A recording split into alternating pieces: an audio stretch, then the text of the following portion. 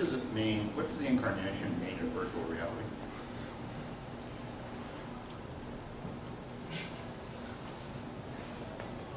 Yeah. Well, one factor of that, what it means, I think, will be that it cannot just stay in the virtual world. It has to be, you have to be moving. You have to be not only there. It has to be whatever the community might be or the particularity.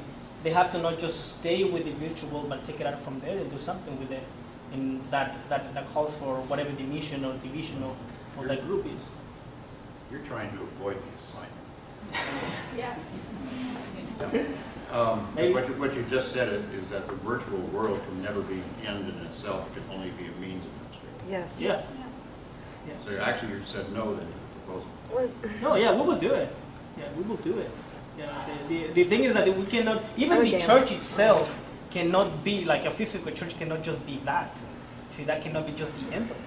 It has to be just a means of it. Actually, you're the Bardian group because you say no and yes at the same time. I don't know. So our group kind of started with this.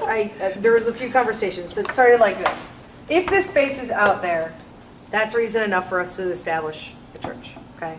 Fair enough. Do we feel that that is going to serve the fullness of what the church is? No way.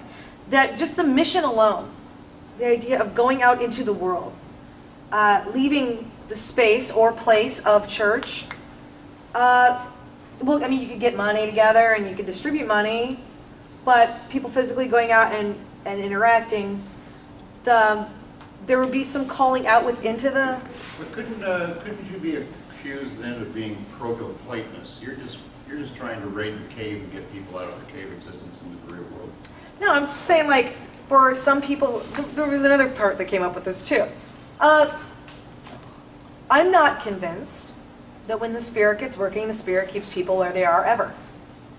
And if that's the case, then by being in a virtual space, if the Spirit's work is happening there, it might very well pull people out. So the assumption that we could even establish a church and say, let's all just stay in this virtual space together, if it really did become God's church, the Spirit's church, she's not going to let us stay there. She's going to pull us somewhere else. She's going to move us into new realms and relationships. Well, and I guess it's like the question he asked, the second part, that can you be in a virtual church and worship and serve God and then go out in the world, I'm paraphrasing, and then just act like a little devil? I think that, to her point, that if you're in church and the Holy Spirit is moving in that church, and you are being changed, that we would hope that you would want to take that change out and share that with other people, that you would not just want to keep it to yourself, because I don't think the Holy Spirit would even allow you to do that. There, at some point, I think you've got to interact with somebody, and hopefully that somebody should see that change in you. Oh, yeah. I guess sort of what I was hearing a little bit, and correct me if I was wrong, is mainly what everyone said, just said now. But because the internet has such an ability to trap people in it and to create a fantasy world, really what it is we have to be, if we establish an online church, we have to be extra intentional about insisting that people go out and live out their faith, just as we do in a normal church. We just have to address that more intentionally. And I guess that was kind of what I was hearing a little bit. But The overall feeling was like, the space is out there, the church should be there too. Are we fully comfortable with it? No. Do we think that it can ever do exactly what it does in physical time and space? No. Maybe we could learn otherwise. Maybe God would lead us in that direction. But there is an expansion that's happening. There is a movement that's happening that we could not perceive would be ever limited to just a cyberspace. No, and I think basically what you're saying, if I understand it correctly, I think you probably end up being the middle ground between the two, between the alphas and the betas, is that as it is part of the world, it has a field of evangelism. But we never stay where we evangelize. That's right. Okay, that's a perfectly good argument. We needed a baby cat word. Pardon? We needed a baby. We could do yes. Well, actually, Yes, but bigger. Actually, I consider it Yes and beyond. Yes and beyond. Yes and beyond. No. All right, the reason I bring this up on an exercise like this is because I think Sim Church, a great book, but is it an important book? I think it is from the standpoint that it's really the first theological justification I've read, trying to say why the church needs to spend a lot of time in virtual reality. Whether it succeeds at the end of the day, I don't know. But I do know this, you're going to have to be, when you're out there answering questions like this more and more and more. And you're able to have a parishioner say something to the effect, you know, I really enjoy that you come over once a month and share community with me, but I know it's a long drive and it's inconvenient. I just bought a Mac, let's do FaceTime. Let's take communion on FaceTime. And you're going to have good reasons, either why you say yes or no. And that involves theological answer. Yeah. There's a lot to talk about though beyond that question. There it is. Probably to preclude the question altogether. Like, tell me, where's that question coming from? What are you concerned about? I mean, just the very dynamic of, I want to take care of you, Pastor, by making this easier for you. I mean, there's a lot there before you actually get to the question of, is this theologically justifiable? That may completely derail the whole course of the conversation. Well, there's a lot of other things. I mean, not only do we have to be more theologically articulate why we make certain decisions the way we do, and simply don't make it on matters of convenience, but also we have to be aware of how does this change our practice? And what are the changes to practice over time? Because they come through very subtle. The changes we relate differently now, I think, than we did 10 years ago.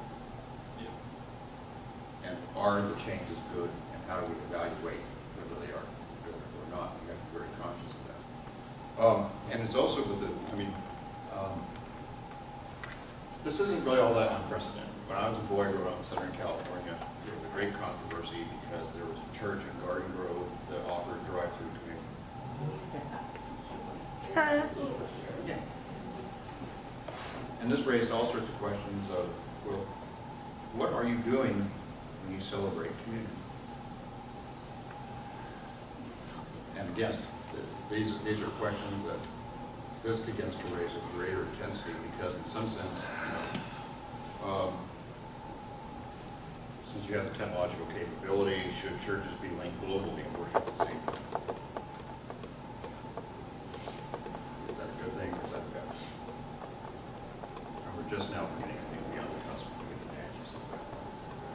So the reason I put you through this exercise is say, look, this was probably more extreme than it needed to be. If it was long enough to be an extreme proposal, that we begin to sort through what are the common mundane things.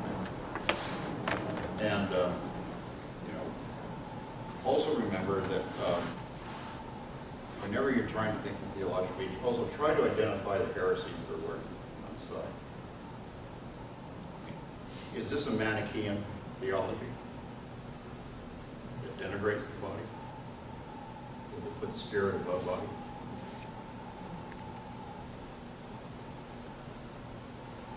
Is it a Gnostic heresy working? Because there's somehow a secret knowledge involved, kind of spiritual superiority. But in the book, he tries to discount. Yes, he does. Whether he does or not, I did notice every time he got himself in a corner, he simply said, well, I'm free church, I can do what I want. Okay, right. All right. So that's the reason that we went through this exercise and read the book. Now, what I want to do before we take a break is to look at Borgman. Because Borgman, I think, can begin to help us think through how do we make these evaluations. And I think one of the most insightful things that Borgman is trying to persuade you of is the invisibility of our contemporary culture. I'm sorry, say again. The invisibility of our contemporary culture. In other words, when he talks about contemporary culture, what he's talking about is technologically advanced lifestyle. And most affluent cultures live that kind of lifestyle, technologically. It is, however, a blind culture that is largely unaware of its own character.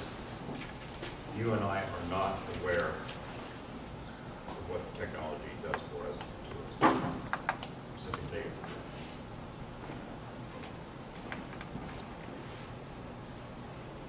And what we need to begin to realize is that the discourse coming out of this culture discloses much about who we are and what we wish to be, but it also hides a great deal.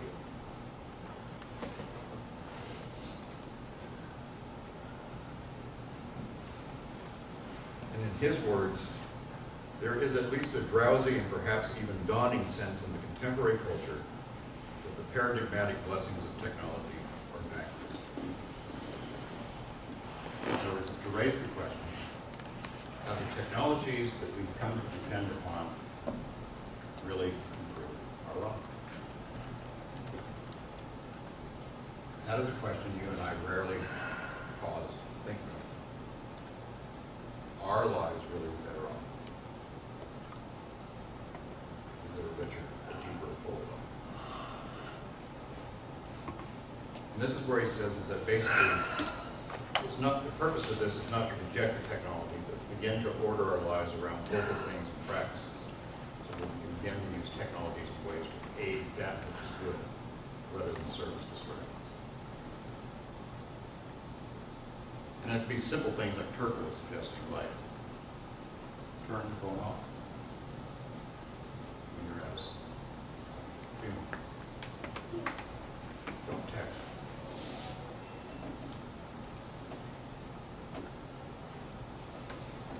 Yeah, but then isn't that part of that is the need to really be present where you are and not be so easily distracted by those outside things? Actually, I'm beginning to believe increasingly as late moderns, we really are never where we are. We're always someplace else. We don't really want to be where we are. Which is why we're at a funeral and we're texting or listening on the phone. And increasingly we use the technology to prevent us from being focused where we are because we really don't want to be there. And we're never in the place we want to be. So there's a kind of nomadic restlessness to that. The inability to be still. I mean, look, there's no doubt, for example, it's something like attention span.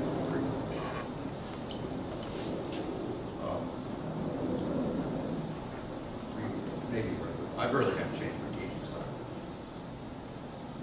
What I do now is you get an advertisement about every 10 to 12 minutes. Not worth it. But it's really a break. Pattern of how I use the lectures and those are used to advertise break. And that's true, about 10 to 12 minutes. And increasingly some of the homiletics will say, you really don't preach a sermon, you preach 3 sermons, two breaks. That's so late. Yes. Yeah, I have a quick comment. I didn't know I was going to share this or not, but a couple weeks ago, because it embarrasses me, whenever you were talking about technology, you were going, and I've been thinking about being connected to technology. You were going in your lecture, and we have a DVR at home now that I've been using the last couple months, and you got ahead of me, and I actually went to pick up the remote to pause you and to bring you back.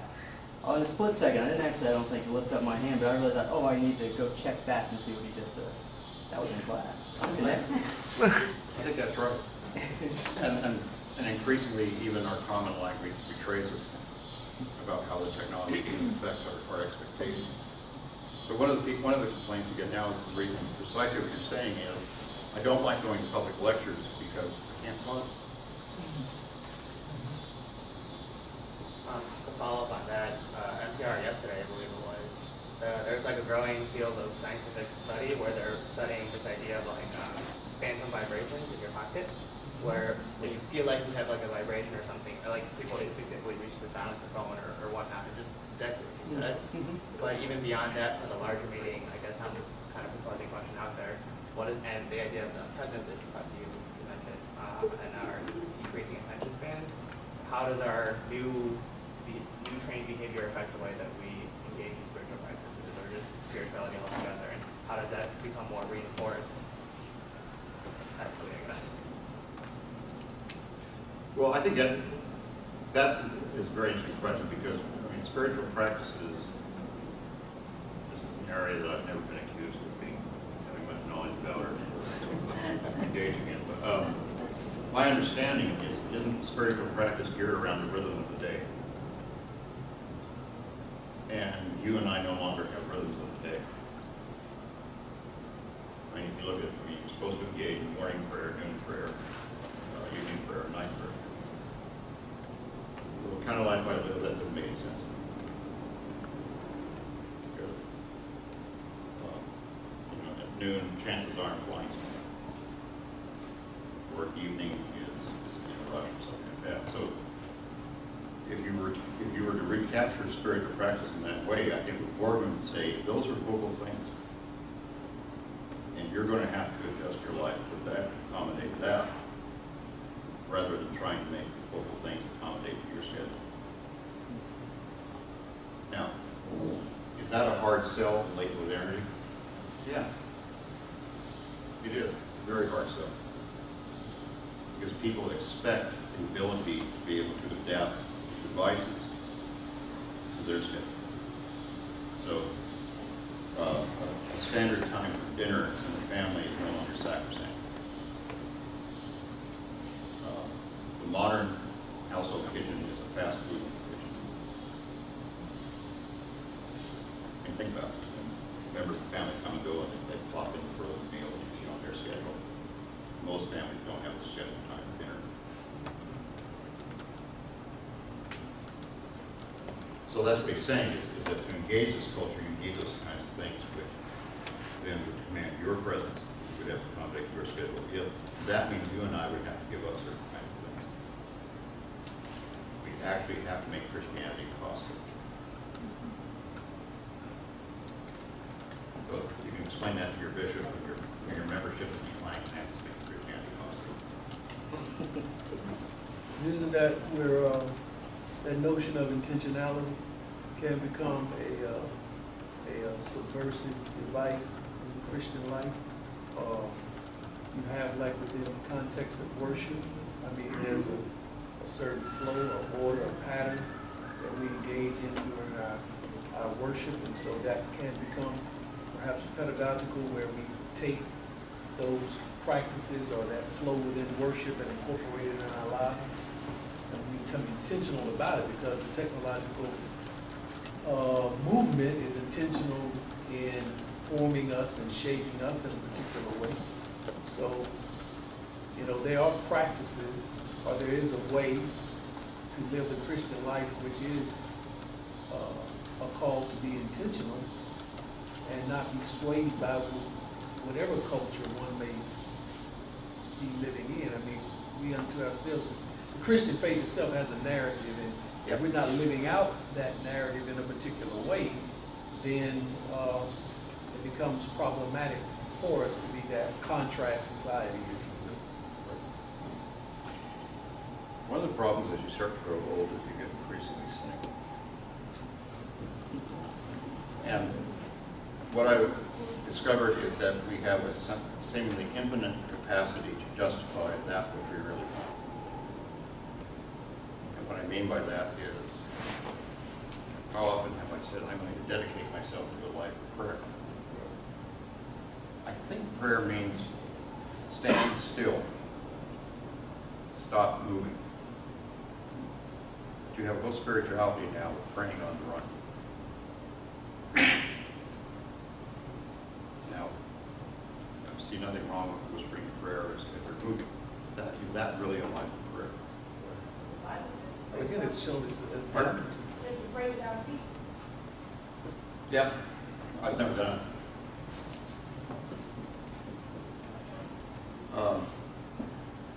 I mean, it seems to me what I'm talking about is to be formed in a life of prayer means I would live my life like different.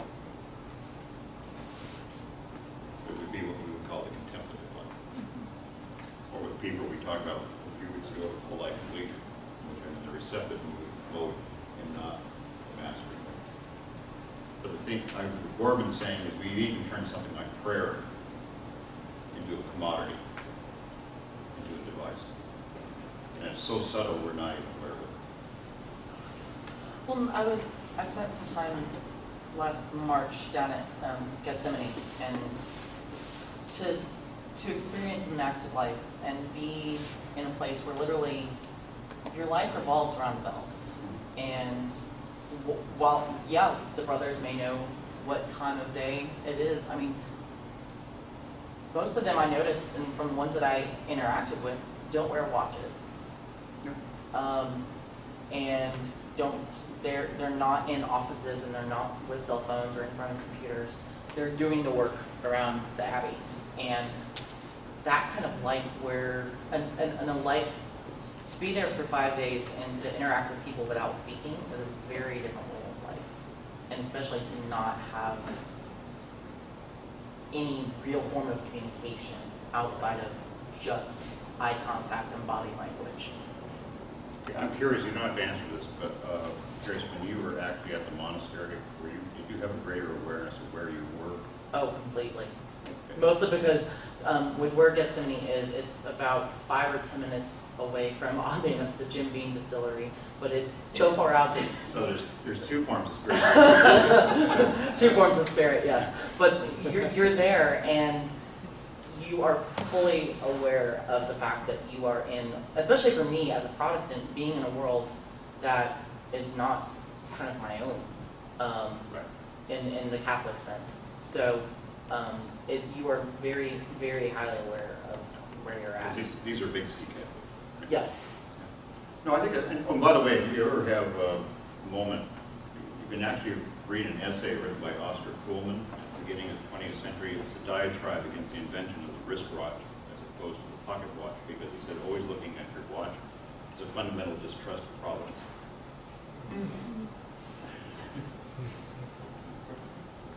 Well, I had my hand raised, but I'm still just like debating what I'm trying to say. But I feel that in the whole conversation we've been having over the past few weeks, that as we've been talking about this late modernity Christianity, that I think it gets more specific to a westernized way of doing Christianity that is so different from those who are in places where they have more of a traditional contemplative life. So while they still might be affected, if they're considered a part of this late modernity culture, they might be affected by technology. I think that even more here in this particular side of the world, that we have more of a distraction of not being able to understand how the dependence upon technology has either improved our lives or separated our lives. For instance, for me, I feel sometimes more connected to my device than I do to spiritual life, in a way that I will sometimes forget that I did not pray this morning, but it will only take me a couple of minutes or seconds to realize I've left my phone in a particular place.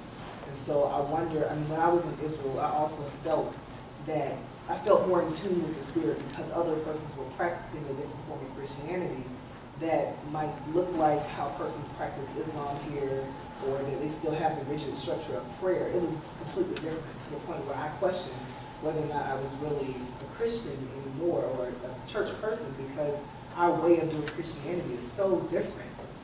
And I just wonder whether or not we, in this particular side of the world, are at a greater risk of losing the faith or not being able to follow the tradition of the faith versus the entire world. Well, I think it's becoming more and more global. I mean, it is, but I think that if anybody was like, Frank, who needs more help quicker in the U.S., I think our church seems to be dwindling to the point where I'm very liberal in my approach to what it means to be a Christian, but I just think that it's so free-form that it could be anything. Look, those of us who have the material blessings of life, whether we like it or not, come increasingly to the realization we don't need each other. Whether that's true or false, we nonetheless believe that.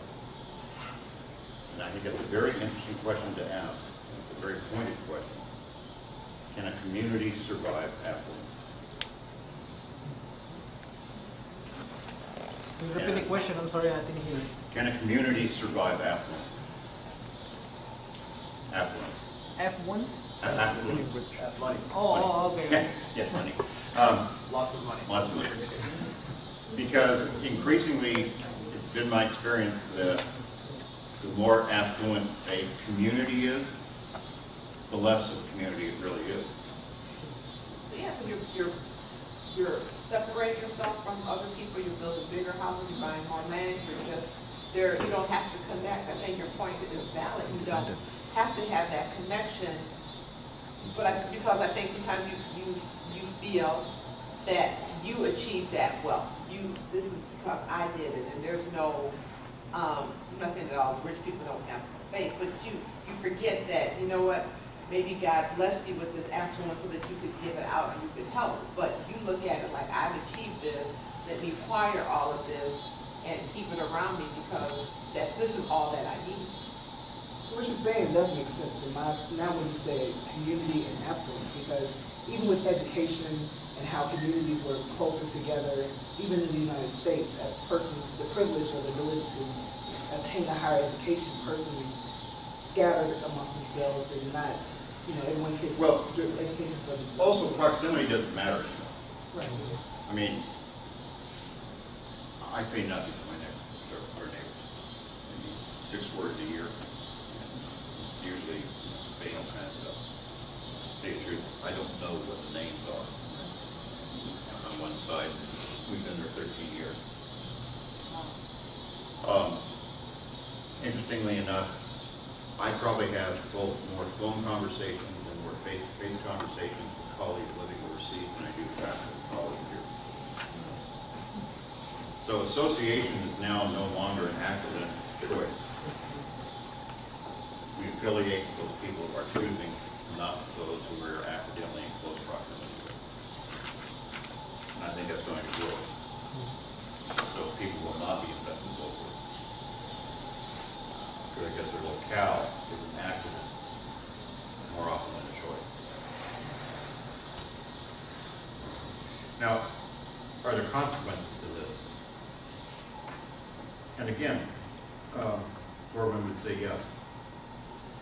So he uses the example that music is now reduced to a commodity which is readily available. The stereo is a device, whereas a musical instrument is a thing.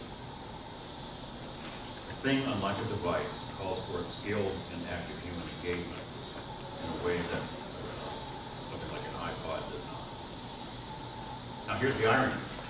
You will actually hear better music on electronically produced devices. Technically, that's standard. What Boardman's saying, you lose the experience of actually listening to music.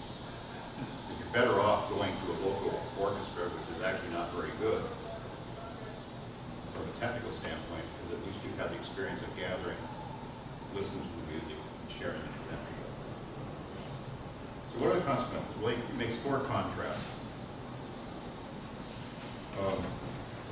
On the one hand, you have what he would call the banal, which is late modernity, in contrast to a desire for excellence. You and I settle with the banal, and we pretty much don't care about the excellence. On the one hand, late modernity is shallow, and it has forsaken any notion of depth. Late modernity is individualistic, and what has been sacrificed is the communal. We are consumerists, and we have lost the celebratory. We consume things we no longer celebrate. And I think Boardman's onto something, because I think what he's saying is to recover community means striving for excellence, for depth, for that which is communal, and that which is celebratory.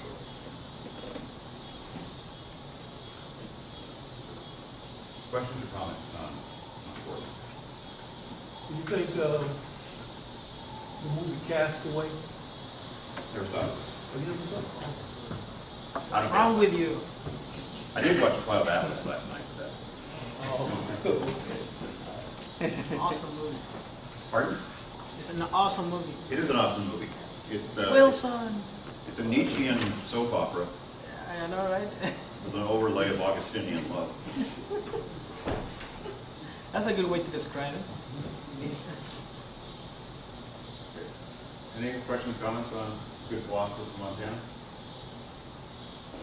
All right, let's take a 15-minute break, and then we'll come back and begin to close down the background of the emergent test culture.